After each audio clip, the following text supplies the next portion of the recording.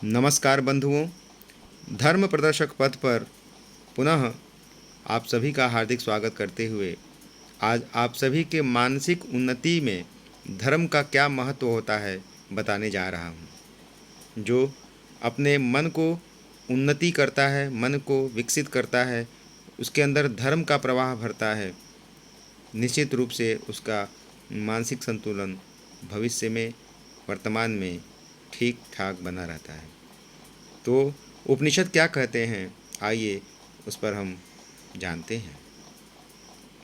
उपनिषद में आता है कि मन एव मनुष्याणाम कारणम बंध मोक्षयोः बंधनम विषयासक्तम मुक्ति निर्विषयम स्मृतः। अर्थात कहते हैं कि मन ही मनुष्य के बंधन व मोक्ष का कारण होता है।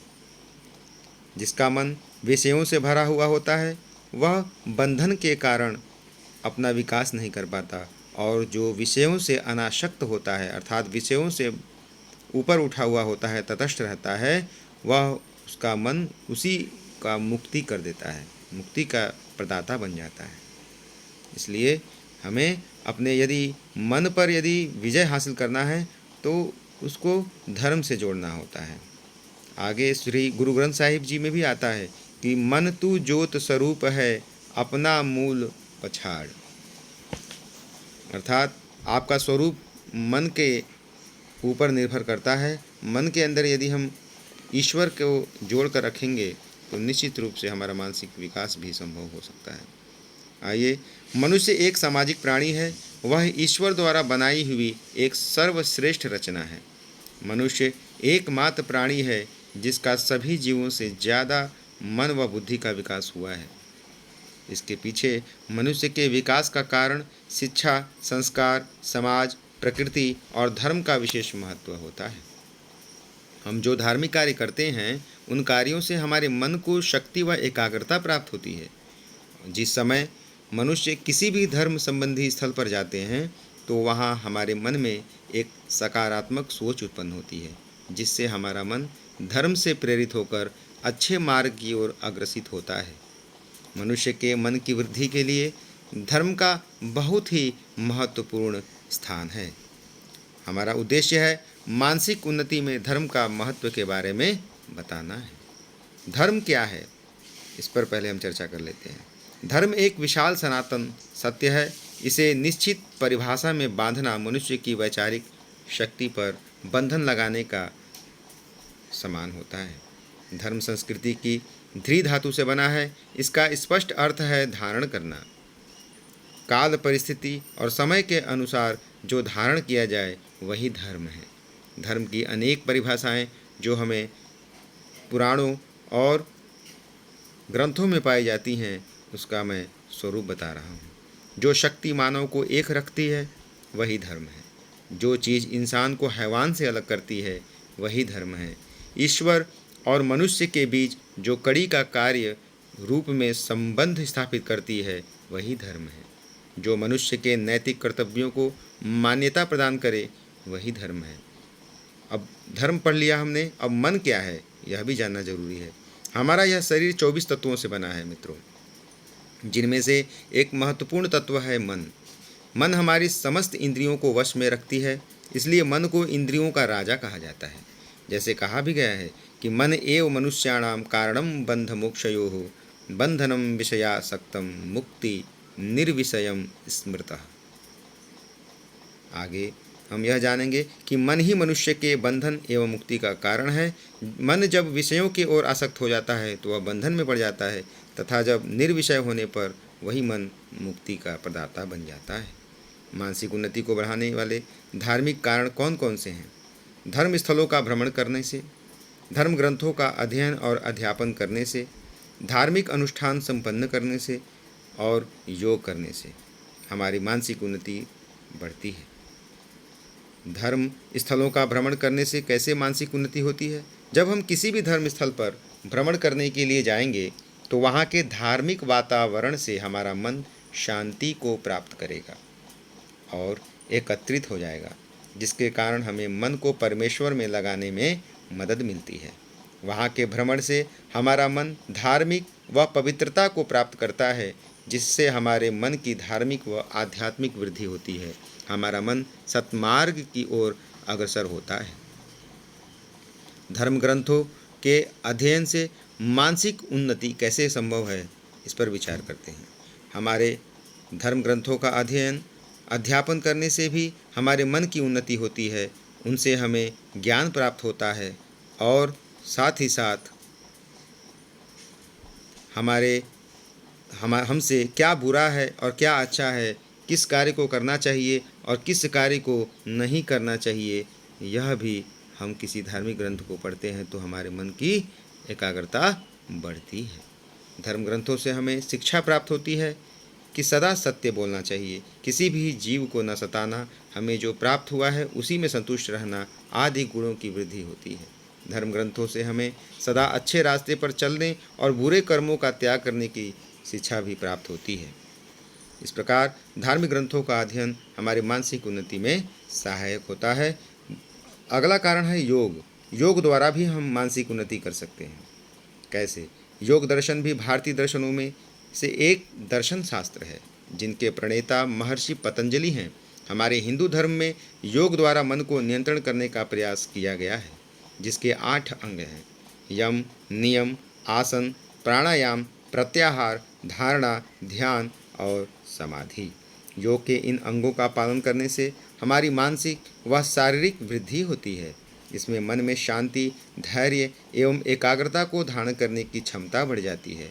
मन का इससे विकास होता है और वह सत्मार्ग की ओर अग्रसर हो जाता है। धर्म से मानसिक पवित्रता का आना कैसे संभव है, यह भी हम जान लेते हैं। धर्म मानसिक पवित्रता व विश्वास उत्पन्न करने में सहायक करता है। जब हम कोई भी धार्मिक क्रियाकलाप करते हैं तो हम पवित्र होते हैं, चाहे वह बाह्य पवित्रीकरण हो या मानसिक हो। हमारे हिंदू धर्म में मानसिक शुद्धि पर बल ज़्यादा दिया गया है, जो हमें धर्म के मार्ग पर चलने से ही प्राप्त हो सकती है। धार्मिक अनुष्ठानों से मानसिक उन्नति कैसे संभव है? जब हम कोई अनुष्ठान करते हैं तो उससे भी हमारा मानसिक उन्नति संभव होता है। कैसे? हमारे हिंदू में प्रत्येक माह में कोई न कोई त्यौहार आता ही रहता है, जिससे हमें परिवार व समाज की सेवा का मौका बार बार मिलता है और हमें समाज से कुछ न कुछ सीखने को मिलता है, जिससे हमारी मानसिक वृद्धि होती है। त्योहारों से हमें उनके मनाने का कारण, उनसे मिलने वाली शिक्षा प्राप्त होती है, जिसका हमारे मन पर गहरा प्रभाव पड़ता है कि हमें बुराइयों से दूर रहना चाहिए, सदा सत्य बोलना चाहिए, क्योंकि जीत सदा सत्य की ही होती है। आइए विभिन्न धर्म ग्रंथों के अनुसार हम जानते हैं कि मानसिक उन्नति में धर्म का क्या महत्व है। मानसिक उन्नति में ईसाई धर्म के अनुसार क्या क्या योगदान दिया गया है, यह देख लेते हैं। ईसाई धर्म में प्रभु ईसा मसीह ने कहा है कि सब आपस में प्रेम से मेल जोल से रहो, एक दूसरे की गलती पर उसे क्षमा कर देना, उपासना, आराधना, सेवा करना, पवित्रता, दान करना आदि गुणों से हमारी मानसिक व आध्यात्मिक उन्नति संभव होती है। मानसिक उन्नति में सिख धर्म का क्या महत्व है? सिख धर्म में मानसिक उन्नति पर बहुत जोर दिया गया है। रंग, जाति और धर्म के भेद से ऊपर उठकर सबको समान मानना, स्त्री पुरुष में कोई भेदभाव न करना, सबके साथ रहना व साथ में प्रार्थना करना और साथ में भोजन करने से भी मानसिक व आध्यात्मिक उन्नति होती है। मानसिक उन्नति में मुस्लिम धर्म का क्या महत्व है, अर्थात इस्लाम धर्म में क्या कहा गया है? मुस्लिम धर्म में भी मानसिक उन्नति पर जोर दिया गया है, क्योंकि इस्लाम धर्म में कहा गया है कि दोस्तों में मुझे सबसे प्रिय वह है जिसके आचरण सबसे अच्छे होते हैं। हदीस नामक पवित्र ग्रंथ में, बुखारी शरीफ में लिखा हुआ है यह बात। जिसका पूर्ण मानसिक विकास होता है वह अपने से बड़ों का आदर व आज्ञा पालन करता है। इसमें धर्म का बहुत महत्वपूर्ण स्थान होता है। इस प्रकार से अनेक प्रकार के अपने जीवन में हम अनेक प्रकार से विधियों से हम अपने मानसिक उन्नति संभव कर सकते हैं। मानसिक अवनति के धार्मिक कारण क्या है? कई बार क्या होता है कि धार्मिक कट्टरता हमारे अंदर बढ़ जाती है, जिसके कारण मानसिक अवनति होने लगती है। मानसिक अवनति का मुख्य कारण क्या है? धार्मिक कट्टरता। हमें कोई भी धर्म हो, सबको प्रेम से और सबको आदर की दृष्टि से देखना चाहिए, क्योंकि प्रत्येक धर्म हमें सत्मार्ग और सत्य बोलने और अच्छे आचरणों को करने की ही प्रेरणा देती है। धार्मिक कट्टरता हमारे जीवन में अनेक प्रकार के सांप्रदायिक हिंसा का कारण बन सकता है। धर्मांधता, धर्म के अंदर अंधविश्वास नहीं करना। धर्म एक विज्ञान है। विज्ञान में यदि धर्म होता है तो वह धर्म विज्ञान के माध्यम से व्यक्ति की मानसिक उन्नति कर सकता है। लेकिन धर्म में कोई व्यक्ति यदि अंधविश्वास करते हुए अनेक प्रकार के उपकरणों के माध्यम से वह अपने आप को, अपने परिवार को गर्त में ले जाता है, यह गलत बात है। धर्म में अंधा भी नहीं होना है। अशिक्षा, अशिक्षित व्यक्ति कभी भी अपना मानसिक उन्नति नहीं कर सकता।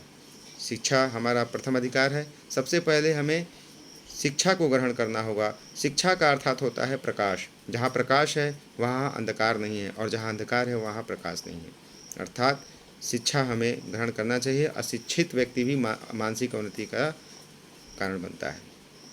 धार्मिक कट्टरता क्या है, आइए छोटा सा उसके ऊपर जान लेते हैं।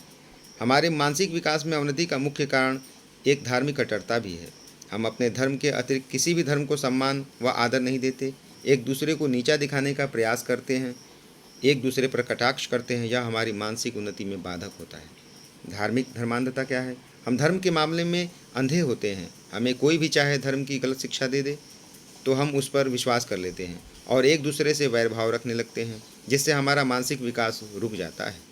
शिक्षा की कमी, हमारे देश में धार्मिक शिक्षा की बहुत बड़ी कमी है। हम अच्छा ज्ञान प्राप्त करके ही धर्म को जान सकते हैं, अन्यथा नहीं। शिक्षा की कमी से ही हमारे समाज में अनेक धार्मिक बुराइयां फैली हुई हैं। इसलिए शिक्षा की कमी के कारण हम अपनी मानसिक उन्नति नहीं कर सकते। हमें क्या करना चाहिए, हमें धार्मिक ग्रंथों का अध्यापन करना चाहिए, धार्मिक स्थलों का भ्रमण करना चाहिए, हमें अपने माता पिता, गुरु व बड़ों का आदर और सम्मान देना चाहिए, हमें योग करना चाहिए। इन सभी धार्मिक क्रियाकलापों से हमारे मानसिक विकास में सहायता मिलती है। उपसंहार रूप में मैं यही कहना चाहूँगा कि धर्म से मानसिक उन्नति में सहायता मिलती है। हम अगर धर्म के मार्ग पर चलते हुए अपने मन को वश में करते हैं और करने का प्रयत्न करेंगे तो मन सन्मार्ग की ओर चलेगा, जिससे मनुष्य का सर्वांगीण विकास होता है। इसलिए हमें अपने मन को धर्म में लगाना चाहिए ताकि हमारी मानसिक व आध्यात्मिक उन्नति संभव हो सके। नमस्कार मित्रों, आशा है आप सभी को अपने मानसिक उन्नति में किस प्रकार से धर्म सहायक होता है आप समझ चुके होंगे। आपका बहुत बहुत अभिनंदन करते हुए प्रणाम करता हूँ। नमस्कार। जय श्री राम।